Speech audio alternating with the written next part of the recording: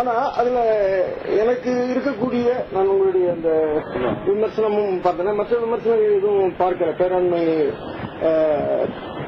தொடர்பாக பேராண்மை படத்தை முதலிலே பார்த்துக் கொண்டிருக்கும் போது 2வது நாள் என்று நினைக்கிறேன், அது அதிகாரியின் அமைதியில் அந்த நாவல் மாதிரியே இருக்கு அப்படிங்கிற ஒரு தன்மை தான் முதல்ல கிடைச்சது.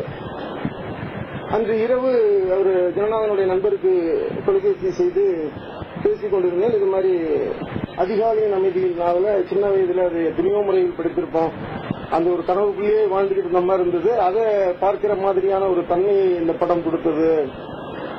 அவர் சொன்னாரு, ஏதோ ரஷ்யன் நாவல்னு சொல்லிக்கிட்டு இருந்தா, எனக்கு பேரு தெரியல, கேட்கிற ஏதோ ஒண்ணு நீங்க சொல்ற மாதிரிதான் இருக்கும் போல இருக்குது அப்படின்னு அவரு சொன்னாரு.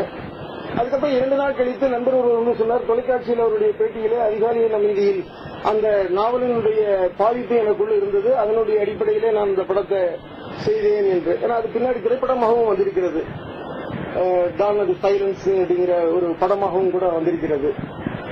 ஆனா அந்த படத்தை அங்க ரஷ்யா ஜெர்மன் என்கிற 2 நாடுகளுக்கு இடையிலான 2ஆம் உலக யுத்தம் நடக்கின்ற நிலையிலே அங்கிருந்து சில தகவல்களோடு இவர்கள் தப்பி வருவது, அவர்களை ஒருவர் அந்த 5 பெண்களை அழைத்து வருவது, இதுதான் அங்க.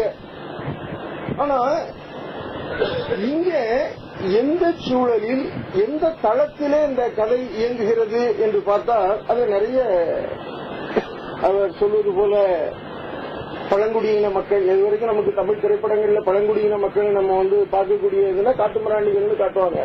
அந்த காட்டுமிராண்டிகள் எப்படின்னா, கதாநாயகன் அவர்கள் ஏதாவது போலீஸுக்கு அல்லது காவலர் நிலையத்துக்கு பயந்து ஒளிந்து கொள்ளக்கூடிய ஒரு இடமாக அந்த காட்டுமிராண்டி கூட்டம் அவர்கள் தான் நமக்கு இதுவரைக்கும்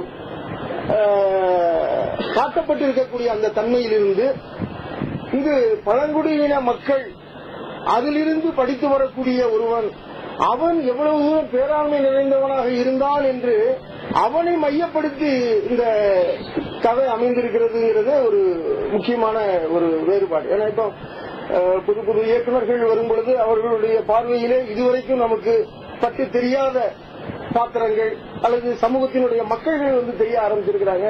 அதுல இங்க அந்த துருவன் என்கிற அவரும் அவர் சார்ந்த மக்களும் அதுல காட்டப்படுறது அப்படிங்கிறது ரொம்ப முக்கியமான ஒன்று. அதற்கு எதிராக கணபதி ராம் என்கிற இதுல ரொம்ப இதுல ஜாதி மற்ற விஷயங்களை ரொம்ப லாவகமாக பண்ண வேண்டியது இருக்கிறது. இல்லைன்னா கொடி பிடிச்சிருவாங்க.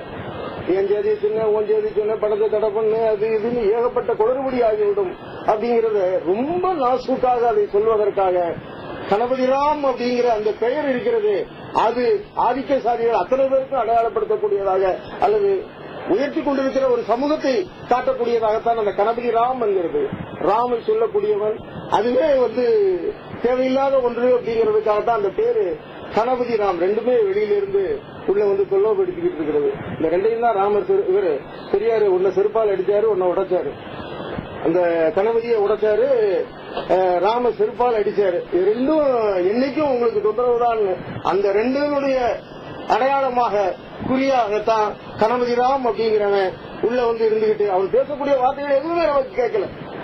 எல்லாமே இங்க உள்ள தணிக்கைக்காரர்களால் அவர்களுடைய உரையாடல்கள் அத்தனையும் வெட்டப்பட்டிருக்கிறது. வெறும் வாய்தான் அவர் அசைக்கிறது தான் வரும். ஆனால் அவர் பேசாமல் இருக்கும் பொழுது